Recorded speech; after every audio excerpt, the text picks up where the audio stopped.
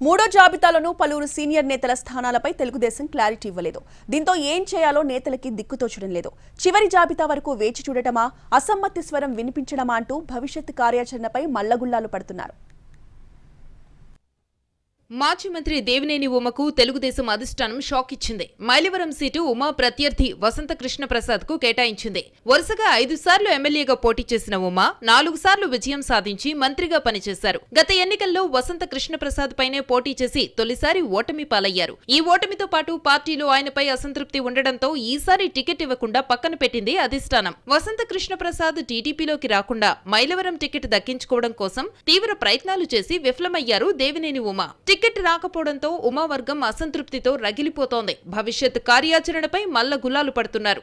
మాజీ మంత్రి Visakha north MLA Ganta Srinivasarao స్థానాన్ని కూడా పెండింగ్ లో పెట్టింది తెలుగుదేశం. సాధారణంగా గెలిచిన నియోజకవర్గం నుంచే మళ్లీ పోటీ చేసే అలవాటు లేని గంటా మిగతా స్థానాలపై గురిపెట్టారు. మంత్రి బొత్స పోటీ చేస్తున్న చీపురుపల్లి సీటిస్తారని ప్రచారం జరిగింది. అయితే చంద్రబాబు క్లారిటీ ఇవ్వకపోవడంతో ఎక్కడి నుంచి పోటీ చెయ్యాలో కన్ఫ్యూజన్ లో ఉన్నారు గంటా.